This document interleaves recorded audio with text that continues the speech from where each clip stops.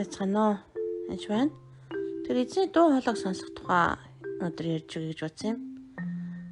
Тэгэхээр эзний дуу хоолойг ялгах явдал бол үнэхээр чухал. Бас сонсох явдал их чухал. Тэгэхээр Библийн үгийг сайн мэддэг тохиолдолд Бурхан ингэж ярихгүй мэддэг байх бол маш чухал л да эхнээсээ. Тэгэд ариун сүнсийг сонсоход үнэхээр чимээгүй дуу хоолой дотроос ярьдаг гэдгийг сайн ойлгох хэрэгтэй. Тэгэхээр Бурхан чангаар ярьсан тохиолдолд маш цөөхөн байдаг л да ер нь. Библиэлд ч гэсэн. Тэгэхээр энд Ром 10:17 уншчихъя. Тиймээс итгэл нь сонсох нь Христийн үгээр ирдэг гэж байгаа.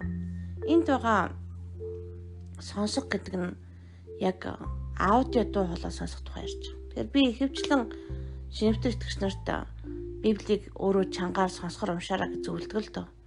Гэтэл цаг нь болгоод эзнийг сонсдог болох явдал, эзний дуу хоолойг зөв сонсдог болох явдал маш чухал байдаг. Жишээлбэл залбирлын сэдэв байна. Тэгэхээр Библиэлд бол ерөнхий юмнууд их байдаг боловч яг тодорхой би одоо энэ эдрийн алийг сонгох вэ гэдэг юм уу те? Алинтай найзлах вэ, аль хувцас авах вэ, эсвэл аль замаар нь явах вэ гэдэг асуултан дээр үнэхээр Бурханаас тодорхой сонсох явдал амар чухал байдаг. Одоо жишээл алдагдсан юм хайх хүртэл би хаана байна эзэм нь та хэлж өгөөч гэж маш их асуудаг байгаа. Эсвэл ингэхвэ тийхвэ ч гэдэг юм уу. Би одоо яах вэ? Энэ замаар явах уу, ийшээ явах уу? Энэ ажилд аплай хийх үү, ийшээ ажилд аплай хийх үү? Энэ хаалгыг таны хаалга уу? Орох уу эсвэл орохгүй юу? Дэвид бол дайтах уу, дайтахгүй юу гэх мэтлэн энэ миний тулаан уу? Эсвэл би хүлээх үү? Хэр удаа хүлээх вэ гэдэг асуултуудыг үнэхээр эзнээс ирж байгаа тэр сонсох үнэхээр сонсох хэрэгтэй болдог. Тэр зарим одоо Библийн судлаач нар ч юм уу багш нар бүр одоо энэ нь олон алдагдсан юмтай байх ёсгүй болсон. Чи зөвхөн Библиэд унш одоо Бурхныг сонсож хэрэггүй гэж ярьдаг. Сонсох нь одоо буруу ч гэдэг юм уу. Чи буруу дуу хоолой сонсчихно гэд. Тэгэхээр буруу юм руу орчих вэ гэж айснаас болоод тэр чигээр нариусан дуу хоолойг хоригдсон бүхэл бүтэн урсгал чиглэл хүртэл байдаг. Тэгэхээр тэр нь бол би зөвхтэй зүйл гэж бодохгүй нэ. Яагаад гэвэл итгэлэн сонсох нь Христийн үгээр ирдэг гэж хэлсэн байна.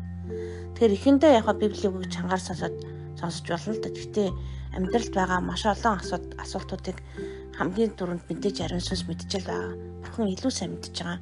Тийм учраас тэрийг заавал асууж л тараа. Тэгээд дээрэс нь харах юм бол Иохан 10:27 дээр миний хоньны зүрэг дууг минь сонсдог. Би тэднийг мэддэг бөгөөд тэд намайг дагдаг юм а гэж. Эзний дуу хоолойг сонсч дагдаг гэж. Тэгэхээр мэдээж шуум байгаа юу байгаа. Янз бүрийн дуу хоолой би ч гэсэн сонсдог. Сонсох болгож би явж шалгадаг. Энэ Бурханаас мөн, энэ Бурханаас биш гэж шууд ялгадаг. Тэгэхээр чөтгөр дандаа л янз бүрийн ярьж л байдаг. Библиэс харах юм бол ив агаас эхлээл ярьж эхэлсэн байгаа чөтгөр байнга л хүмүүсийг ярьдаг. Ингэтийг гээл ялангуяа чи тэгэж болохгүй, чи бол бүтлгүй ч юм уу, чи гэж ярьж байгаа дуу хоолой бол ерөөсөө Бурханаас биш байх магадлал маш өндөр байдаг. Бүхэн ер нь хөвчлэн хайрладаг шүү миний хоон тэгэрээ, миний хүү ингээрээ гэд голцоо хайрладаг. Үнэхээр буруу юм хийж байгаа юм бол сануулж хэлдэг байгаа. Гэхийдээ сануулдаг. Тэрнээс шууд барьж аваа шийдэд байдаг ерөөсөө Бурхан биш. Тэгэхээр дуу хоолойн дээр үнэхээр чөтгөр үнэхээр Бурханы дуу хоолойг сонсохгүй маш их хордог байгаа. Дуу хоолой сонсох нь буруу гэж хордог юм байна. Дуу хоолой сонсож болохгүй гэж хорсон байна. Тэгээ зөв бурууг нь ялгах явдал чухал болохоос биш дуу хоолой одоо ялангуяа Иесусийн дуу хоолойг сонсох нь буруу ерөөсөө биш. Яг л сонсох нь үнэхээр Бурханы үгээс байгаа. Тэгэхээр Исая 54:5 уншия. Ядарсан хүнд үгээр хэрхэн туслахыг мэдээсээ хэмээн эзэн Бурхан надад шавийн хил өгсөн. Тэр өглөө бүр намайг сэрэн шав мэд сонсохын тулд тэр миний чихийг нээн. Эзэн Бурхан миний чихийг нээв. Биш татгалцсангүй гэдрэг ухарсангүй гэж. Тэгэхээр Бурхан миний чихийг нээх явдал үнэхээр чухал. Таны чихийг нээх явдал ч гэсэн чухал. Тэгэхээр би ингэжнээ сайн сонсдог байсан ч гэсэн чихийн минь бүрэн дүр нээж өгөрөө. Бүрэн дээшлэх тусмаа нарийн ялгахгүй болвол бодсоос маш адилхан үгээр ярих гэж оролддог. Библийн үгээр хүртэл ярих гэж оролддог. Библийн үгээр ярьж хахаар л Бурхан байна гэж ойлгож болохгүй шүү.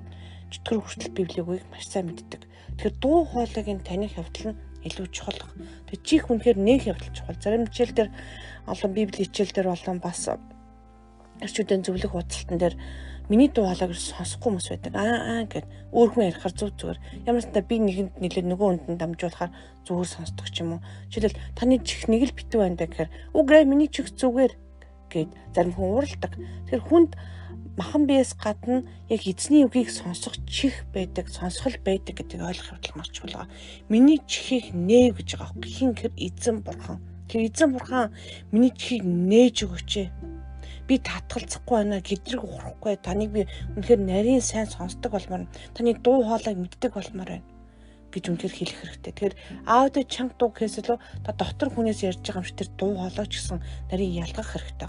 Тэгэхээр үнэхээр бид нар Бурхны үгийг сайн зөв сонсдог байх юм бол бид нар яах ёстой юм бэ гэхээр яадаг болох юм бэ?